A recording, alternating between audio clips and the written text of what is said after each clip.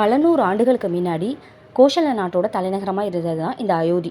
இந்த கோசல் நாட்டோட முதல் மன்னராக இருந்தவர் இக்ஷ்வாகு. இவர் தான் சூரிய வம்சத்தை நிறுவியதா புராணங்களில் இருக்குது. கோசல தேசம் அப்படின்றது இப்போ இருக்கக்கூடிய உத்தரப்பிரதேஷ், மத்திய பிரதேஷ், ஒடிஷா, சத்தீஸ்கர், வெஸ்ட் பெங்கால், நேபாள், பூட்டான் இது எல்லாத்தையும் சேர்ந்தது தான் கோசல நாடாக இருந்திருக்கு. இந்த கோசல நாட்டோட மன்னராக இருந்தவர் தான் தசரதனுடைய மகன் ராமர். ராமர் ஒரு மன்னர் மட்டும் இல்லை, விஷ்ணு பகவானோட ஒரு அவதாரமும் கூட. இந்தியாவில் ராமரை கும்பிடுறவங்க நிறைய பேர் இருக்காங்க. அயோத்தியில் ராமர் பிறந்ததாக நம்பப்படுற ராம ஜென்ம பூமியில் கோவில் கட்டணும் அப்படின்றது பல்லாயிரக்கணக்கான பக்தர்களோட நீண்ட நாள் கனவாக இருந்தது. ராம ஜென்ம பூமி தொடர்பான வழக்கோட முடிவில் சுப்ரீம் கோர்ட்டோட தீர்ப்புப்படி அங்கே மிக பிரம்மாண்டமான முறையில் 2000 கோடி ரூபாய் செலவில் ராமர் கோயில் கட்டமைக்கப்பட்டிருக்கு. இந்த கோயிலோட கட்டுமான பணிகளை ஸ்ரீ ராம் ஜென்ம பூமி தீர்த்த சேஸ்திரா அப்படின்ற அறக்கட்டளை செய்து வராங்க. இந்த கோயில் கட்டுறதுக்கு கடந்த 2020ஆம் ஆண்டு ஆகஸ்ட் மாதம் அடிக்கல் நாட்டப்பட்டது. கோவிலுடைய வரைபடம் தயாரித்த சோம்புரா சந்திரகாந்த் என்ன சொல்கிறாருன்னா, சுப்ரீம் கோர்ட் தீர்ப்போட அடிப்படையில் 2.77 ஏக்கர் இடம் கோயில் கட்ட கிடைச்சிருக்கு. அந்த இடத்தை சுற்றி இருக்கக்கூடிய இடங்கள் ஸ்ரீ ராம ஜென்மபூமி தீர்த்த சேஸ்திரா அறக்கட்டளையால் வாங்கப்பட்டிருக்கு. மொத்தம் 108 ஏக்கர் பரப்பளவில் அயோத்தி ராமர் கோயிலை நிறுவறதுக்கு திட்டமிட்டிருக்காங்க. ஆனால் இது வரைக்கும் சுமார் 67.3 ஏக்கர் நிலம் மட்டுமே வாங்கப்பட்டிருக்கு. அதில் கோர்ட் ஒதுக்கிய 2.7 ஏக்கர் நிலத்தில் ராமர் கோயிலும் அதை சுற்றி இருக்கக்கூடிய 2.8 ஏக்கர் நிலத்தில் மற்ற சன்னதிகளும் கட்டமைக்கப்பட்டிருக்கு. மொத்தம் 70 ஏக்கர் நிலத்தில் 5.57 ஏக்கர் முழுவதும் கோயில் கட்டுமானங்கள் அமைஞ்சிருக்கு. உலகிலேயே அங்கோர்வாட் கோவில் 406 ஏக்கர்லையும், அமெரிக்காவோட அக்ஷர்தாம் கோவில் 186 ஏக்கர்லையும், தமிழ்நாட்டில் இருக்கக்கூடிய ஸ்ரீரங்கம் கோயில் 156 ஏக்கர்லையும், வேலூரில் இருக்கக்கூடிய லக்ஷ்மி நாராயண தேவி கோயில் 100 ஏக்கர்லையும் நிலப்பரப்பில் பெரிய கோவிலாக கட்டியிருக்காங்க. ஆனால் கோயிலோட கட்டுமான பரப்பளவு எல்லாத்துலேயுமே குறைவாக தான் இருக்குது. உலகத்திலேயே 5.7 ஏக்கர் நிலப்பரப்பு முழுவதுமாக கோவில் கட்டடங்கள் அமைஞ்சிருக்க பெரிய கோயில் எது அப்படின்னு பார்த்தோம்னா அயோத்தி ராமர் கோயில் தான். அதனால் உலகத்திலேயே மிகப்பெரிய கோயிலாக இருக்கும் அப்படின்னு சொல்கிறாங்க. இலங்கை மன்னன் ராவணனை ராமர் வதம் செய்துட்டு வனவாசத்தை முடிச்சுட்டு மனைவி சீதையோட அயோத்திக்கு திரும்பும்போது ஊர் மக்கள் எல்லாரும் விளக்கேற்றி அந்த நாளை தீபாவளியாக வட இந்தியாவில் கொண்டாடினதா புராணங்கள் சொல்லுது. அதுபோல் இப்போ அயோத்தி ராமர் கோயிலில் கருவறையில் குழந்தை ராமருடைய சிலை பிரதிஷ்டை செய்யப்படுற நாளையும் இன்னொரு தீபாவளியாக அயோத்தி மக்கள் கொண்டாட இருக்காங்க.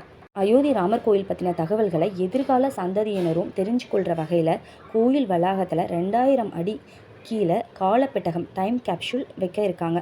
இந்த பெட்டகத்துக்குள்ளே ராமர் பற்றின வரலாறு, கோயில் கட்டுமானம் போன்ற விரிவான தகவல்களை செம்பு பட்டயத்தில் சமஸ்கிருத மொழியில் எழுதப்பட்டிருக்கு. உத்தரப்பிரதேச மாநிலம் அயோத்தியில் இருக்கக்கூடிய ராமர் கோயிலோட கும்பாபிஷேகம் வரக்கூடிய ஜனவரி மாதம் 22ஆம் தேதி நடக்க இருக்கு. இதுக்கான ஏற்பாடுகள் ரொம்ப மும்முரமாக நடந்துட்டு வருது. இந்த ஃபங்க்ஷனில் கலந்துக்கிறதுக்காக 3000 விஐபிக்கள் உட்பட 7000 பேருக்கு சிறப்பு விருந்தினர்களாக அழைப்பு விடுக்கப்பட்டிருக்கு. இது தவிர லட்சக்கணக்கான பக்தர்கள் வருவாங்கன்னு எதிர்பார்க்கப்படுது. அயோத்தியில் இருக்கக்கூடிய ராமர் கோயில் 70 ஏக்கர் நிலப்பரப்பில் நாகரா பாரம்பரிய வழிமுறைப்படி கட்டப்பட்டிருக்கு. உலகத்திலேயே மிக சிறந்த கட்டட வடிவமைப்பாளர்களான சோம்புரா குடும்பத்தை சேர்ந்த கட்டட கலைஞர்கள் தான் இந்த கோயிலை வடிவமைச்சிருக்காங்க. இந்த கோயிலுடைய நீளம் பார்த்தோம்னா 380 அடியும், அகலம் 250 அடியும், உயரம் 161 அடியும் இருக்கு. கோயிலோட எந்த ஒரு கட்டுமானத்திலையும் இரும்பு பயன்படுத்தலை. ராஜஸ்தான் பன்சி பகத்பூர் கற்களை கொண்டு இந்திய தொழில்நுட்பம் மூலமாக முழுமையாக வடிவமைக்கப்பட்டது தான் இந்த ராமர் கோயில். ராமர் கோயில் 3 தளங்களை கொண்டதாக இருக்கு. ஒவ்வொரு தளமும் 20 அடி உயரம் கொண்டதாக இருக்கு. மொத்தம் 392 தூண்களும் 44 கதவுகளும் அமைக்கப்பட்டிருக்கு. முதல் தளத்தில் இருக்கக்கூடிய கருவறையில் 5 வயது குழந்தை உருவில் இருக்கக்கூடிய ராம்லல்லாவுடைய சிலை பிரதிஷ்டை பண்ண இருக்காங்க.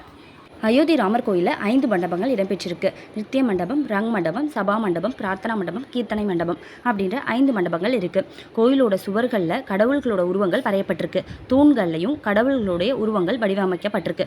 கோயிலோட நுழைவு வாயில் கிழக்கு திசையில் அமைஞ்சிருக்கு. 32 படிகளை ஏறி சிங் துவாரகா பகுதியில் நுழையிற வகையில் இந்த கட்டடம் அமைஞ்சிருக்கு.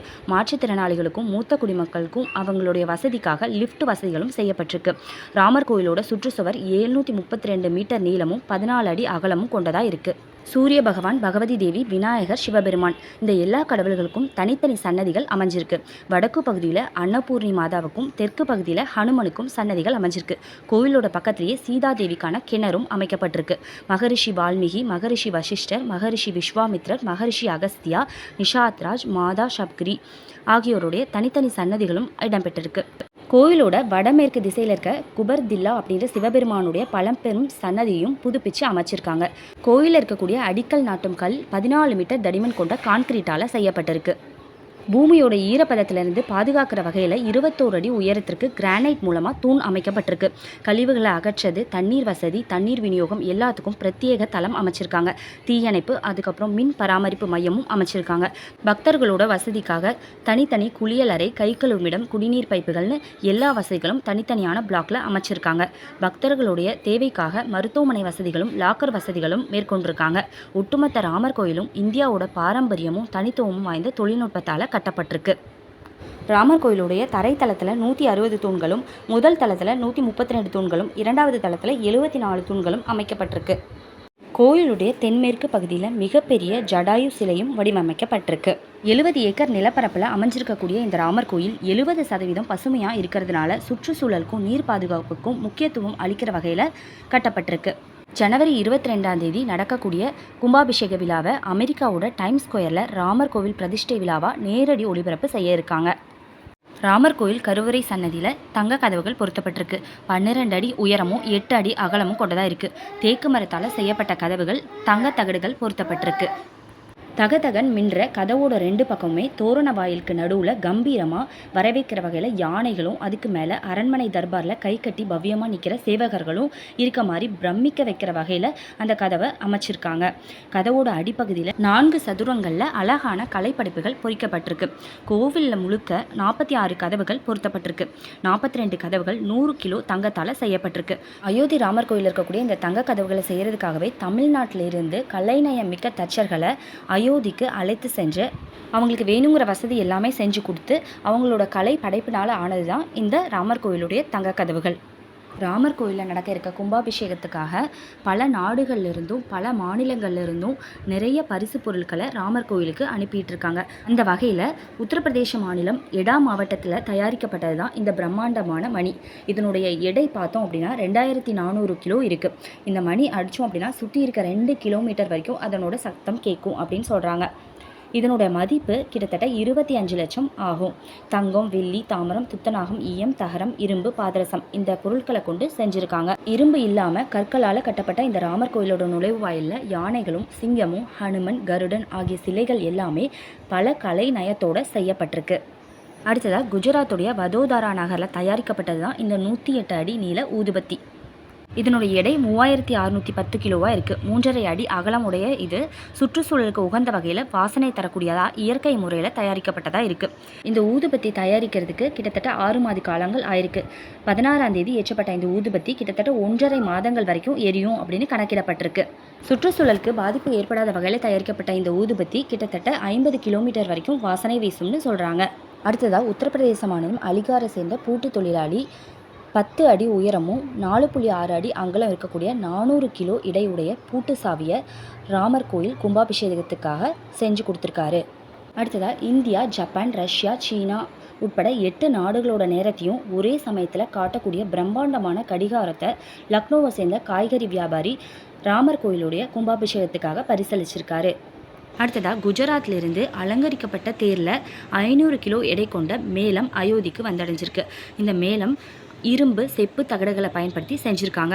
இந்த மேளம் அடித்தோம் அப்படின்னா கிட்டத்தட்ட 1 கிலோமீட்டர் தூரம் வரைக்கும் இந்த சத்தம் கேட்கும் அப்படின்னு சொல்லப்படுது. இந்த மேளம் தங்கம், வெள்ளி தகடுகளால் அலங்கரிக்கப்பட்டிருக்கு. ராமர் கோயிலுக்காக குஜராத்தில் இருக்கக்கூடிய ஒரு விவசாயி 1100 கிலோ எடை கொண்ட அகல் விளக்க பரிசாக கொடுத்துருக்காரு.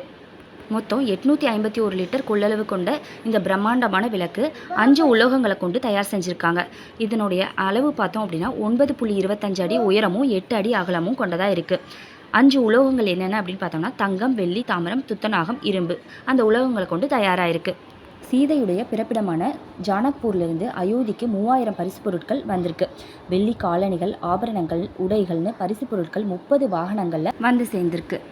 ராமர் கோயில் கும்பாபிஷேகத்துக்காக இலங்கையிலிருந்து அசோகவனத்திலிருந்து எடுக்கப்பட்ட ஒரு பாறையை பரிசாக கொடுத்துருக்காங்க. கும்பாபிஷேக விழாவுக்காக திருப்பதி தேவஸ்தானம் சார்பில் 1 லட்சம் லட்டுகள் பரிசாக கொடுக்கப்பட இருக்கு.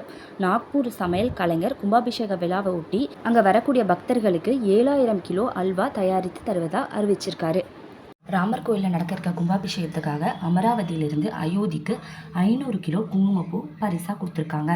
மத்திய பிரதேசத்திலிருந்து 10,000 போகன் வில்லா மலர்களும், மத்திய பிரதேசத்தோட உஜ்ஜயினி மாகாணத்திலிருந்து மகாகாளேஸ்வரர் கோயிலிருந்து 5 லட்சம் லட்டுகளும் ராமர் கோயில் கும்பாபிஷேகத்துக்காக பரிசாக கொடுத்துருக்காங்க. அதோட ராம் ராம்னு 4.31 கோடி முறை எழுதப்பட்ட தாள்களும் பரிசாக வந்திருக்கு. உத்தரப்பிரதேச மாநிலம் மதுராவில் ஸ்ரீகிருஷ்ண ஜென்ம பூமியிலிருந்து 200 கிலோ லட்டுகளும், உத்தரப்பிரதேசில் இருக்க பிரசோபாதியில் தயாரிக்கப்பட்ட 10,000 வளையல்களும் அயோத்திக்கு வந்து சேர்ந்திருக்கு. அந்த வளையல்களில் ராமர், சீதை, அனுமனுடைய உருவங்கள் பொறிக்கப்பட்டிருக்கு. பல மாநிலங்கள்லேருந்து விலை உயர்ந்த கற்களால் பொறிக்கப்பட்ட ஆடைகளும், வெள்ளித்தட்டுகளும், சிறப்பு வாசனை திரவங்களும் பரிசாக அளிக்கப்பட்டிருக்கு. கேரள மாநிலத்திலிருந்து பத்மநாப சுவாமிகள் சார்பாக ஓணவில்லும், அயோத்தியாவில் அமாவா ராமர் கோவிலிருந்து 2.5 கிலோ எடையுடைய வில்லும் அயோத்திக்கு வந்து சேர்ந்திருக்கு. சத்தீஸ்கர் மாநிலத்திலிருந்து ராமர் கோயில் கும்பாபிஷேகத்துக்கு வரக்கூடிய பக்தர்களுக்காக 2 லாரி காய்கறிகளும் 300 டன் அரிசியும் பரிசாக வந்திருக்கு. குஜராத் சூரத் நகர்லேருந்து ராமர், சீதை, அயோத்தி கோயில் படங்களை அச்சிடப்பட்ட சேலைகள் பரிசாக வந்த வண்ணம் இருக்குது. சூரத்தை சேர்ந்த வைர வியாபாரி 5000 அமெரிக்க வைரங்களால் பதிக்கப்பட்ட நெக்லஸையும் 2 கிலோ வெள்ளி பொருட்களையும் பரிசாக கொடுத்துருக்காரு. தங்கம், வெள்ளியால் பதிக்கப்பட்ட ராமர், சீதை, லக்ஷ்மணர், அனுமன் உருவ சிலைகளும் அதில் இருக்குது. தமிழ்நாட்டோட அனகாபுத்தூர்லேருந்து ராமர் கோயில் இருக்கக்கூடிய சீதா தேவிக்காக இயற்கை வாழை நாரினால் செய்யப்பட்ட 20 அடி நீள சிலை பரிசாக வந்திருக்கு.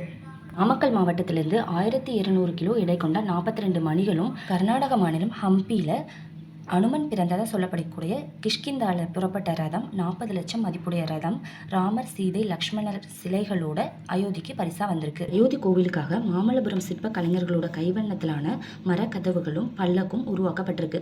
கும்பாபிஷேக நாள் அன்னைக்கு குழந்தை ராமர் சிலையை பிரதிஷ்டைக்கு கொண்டு செல்லக்கூடிய அலங்கார பல்லக்கும், கோவில் கர்ப்பகிரக வாயில் நுழைவு வாயிலில் பொருத்தப்பட்டிருக்கக்கூடிய கலையம்சமிக்க மரக்கதவுகளும் தமிழகத்தை சேர்ந்த மாமல்லபுர சிற்ப கலைஞர்களால் செதுக்கப்பட்டிருக்கு.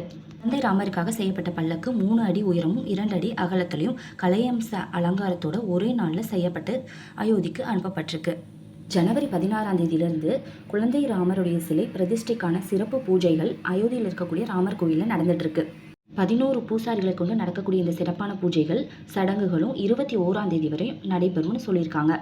17ஆம் தேதி பரிசார் பிரவேச விழாவும், 18ஆம் தேதி தீர்த்த பூஜை, ஜல யாத்திரை, கந்தா திவாஸ், 19ஆம் தேதி ஔஷா திவாஸ், கேஷர திவாஸ், கிரிதா திவாஸ், தன்ய திவாஸும், 20ஆம் தேதி ஷர்க்கார திவாஸ், பெலா திவாஸ், புஷ்ப திவாஸ் பூஜைகளும், 21ஆம் தேதி மத்திய திவாஸ், சயா திவாஸ் பூஜைகளும் நடக்க இருக்கு. ஜனவரி 22ஆம் தேதி இறுதிக்கட்ட பூஜைகளை செய்து மதியம் 12:20 மணிக்கு குழந்தை ராமருடைய சிலை பிரதிஷ்டை செய்யப்பட இருக்கு. அயோத்தி ராமர் கோயிலில் இருக்க கருவறையில் இருக்கக்கூடிய 5 வயது குழந்தை ராமருடைய புகைப்படம் தான் இது. கடந்த 18ஆம் தேதி கோயில் கருவறையில் வைக்கப்பட்ட இந்த குழந்தை ராமருடைய சிலையுடைய உயரம் 5.1 அங்குலமாக இருக்குது. இந்த சிலையோட எடை பார்த்தோம்னா 150லேருந்து 200 கிலோ இருக்கும்னு சொல்கிறாங்க. குழந்தை அவதாரத்தில் இருக்கக்கூடிய ராமரோட கையில் வில்லும் அம்பும் வைத்திருக்கிற மாதிரி சிலை வடிவமைக்கப்பட்டிருக்கு. அந்த வில்லும் அம்பும் தங்கத்தால் செய்யப்பட்டதாக இருக்குது. சிலை செய்யப்பட்ட அதே கல்லில் செய்யப்பட்ட தாமரை மேலே ராமர் நிற்கிறது போன்று இந்த சிலை வடிவமைக்கப்பட்டிருக்கு. இந்த பிரம்மாண்டமான சிலை மைசூரை சேர்ந்த பிரபல சிற்ப கலைஞரான அருண் யோகிராஜனால இந்த சிலை வடிவமைக்கப்பட்டிருக்கு.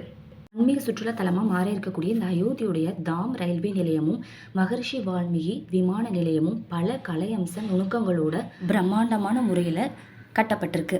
பக்தர்களோட வசதிக்காக ஜனவரி 22ஆம் தேதியிலிருந்து ஆஸ்தா சிறப்பு ரயில்கள் சென்னை, மதுரை, சேலம் போன்ற 9 முக்கியமான நகரங்கள்லேருந்து இயக்கப்பட இருக்கு. சமீபத்தில் திறக்கப்பட்ட அயோத்தியுடைய விமான நிலையத்துக்கு இண்டிகோ ஏர்லைன்ஸ் அகமதாபாத், மும்பை, டெல்லி, கொல்கத்தா, ஹைதராபாத், பெங்களூர் போன்ற முக்கியமான நகரங்கள்லேருந்து விமானத்தை இயக்க தொடங்கியிருக்கு. ஸ்பைஸ் ஜெட் நிறுவனம் பிப்ரவரி 1ஆம் தேதியிலிருந்து சென்னையிலிருந்து அயோத்திக்கு நேரடி விமானத்தை இயக்க இருக்காங்க. விமான கட்டணம் 6499 ரூபாய் வரைக்கும் இருக்குன்னு சொல்லப்பட்டிருக்கு. அயோத்தி ராமர் கோயில் சென்று குழந்தை ராமரை தரிசனம் செய்யணும்னு நினைக்கிறவங்க டிக்கெட் முதல்ல ஆன்லைனில் புக் பண்ணிக்கலாம். ராம் மந்திரோட அஃபிஷியல் வெப்சைட்டில் போயிட்டு புக் பண்ணலாம். தர்ஷன் ஆப்ஷன் போயிட்டு அதில் வந்துட்டு நம்மளோட மொபைல் நம்பர் கொடுத்தோம் அப்படின்னா ஓடிபி வரும். அந்த ஓடிபியை என்டர் பண்ணிவிட்டு தர்ஷன் செக்ஷனில் போயிட்டு நம்மளோட பர்சனல் டீட்டெயில்ஸ் எல்லாமே கொடுக்கணும். நேம், அட்ரஸ் டீட்டெயில்ஸ், அந்த மாதிரி முக்கியமான டீட்டெயில்ஸ் எல்லாம் கொடுத்ததுக்கப்புறம் ஒரு புது டேப் ஓப்பன் ஆகும். அதில் திருப்பியும் வந்துட்டு உங்களோட அட்ரஸ் டீட்டெயில்ஸை என்டர் பண்ணிவிட்டு state name, district name, email ID, mobile நம்பர்லாம் கொடுக்கணும். அதுக்கப்புறம் நம்ம ஃபோட்டோ வந்துட்டு அவங்க கேட்டிருக்க சைஸ்லையும் ஃபார்மேட்லேயும் வந்துட்டு அப்லோட் பண்ணணும். எல்லா டீட்டெயில்ஸும் என்ட்ரு பண்ணதுக்கப்புறம் கன்ஃபார்ம் ஆப்ஷன் கொடுத்தோம் அப்படின்னா நம்மளோட டிக்கெட் வந்து ஸ்ரீராம ஜென்மபூமி அறக்கட்டளை நிறுவனத்தால் ஸ்ரீராமரை வந்துட்டு தரிசனம் செய்கிறதுக்காக அயோத்தி ராமர் கோயிலில் டிக்கெட் பதிவு பண்ணி கொடுப்பாங்க. அயோத்தி ராமர் கோயிலில் ராமர் சன்னதியில் சென்று தரிசனம் செய்கிற நேரம் எது அப்படின்னு பார்த்தோம்னா காலையில் 7 மணிலேருந்து 11:30 மணி வரைக்கும், அடுத்தது 2 மணிலேருந்து 7 மணி வரைக்கும். ஆரத்தி டைமிங் என்ன அப்படின்னு பார்த்தோம்னா ஜஹாரனும் ஸ்ரீரங் ஆரத்தி ரெண்டுமே வந்து காலையில் 6:30 மணிக்கு நடக்குது. அதில் புக் பண்ணணும் அப்படின்னு நினைக்கிறவங்க வந்து ஒரு நாள் முன்னாடி கூட புக் பண்ணலாம். அந்த டிக்கெட் அவைலபிலிட்டி பொறுத்து புக் பண்ணி கொடுப்பாங்க. சந்தியா ஆரத்தி வந்து சாயங்காலம் 7:30 மணிக்கு, அதே மாதிரி அதே நாள் கூட புக் பண்ணலாம். டிக்கெட் அவைலபிலிட்டி பொறுத்து அவங்களுக்கு புக் பண்ணி கொடுப்பாங்க. ஆரத்தி பாசஸ் வாங்குறத வந்து ஸ்ரீராம் ஜென்மபூமி ஆஃபீஸில் கிட்டத்தட்ட ஒரு அரை மணி நேரத்துக்கு முன்னாடி போய் நம்ம கவர்மெண்ட் ஐடி ப்ரூஃபை காட்டி ஆரத்தி பாசஸ் வாங்கிக்கலாம்னு சொல்கிறாங்க. அயோத்தியில் இருக்கக்கூடிய 5 வயது குழந்தை ராமரை தரிசனம் செய்து வாழ்க்கையில் எல்லா வளங்களையும் பெறலாம். சரிங்க, சீக்கிரமே அடுத்த பதிவில் சந்திக்கலாம்.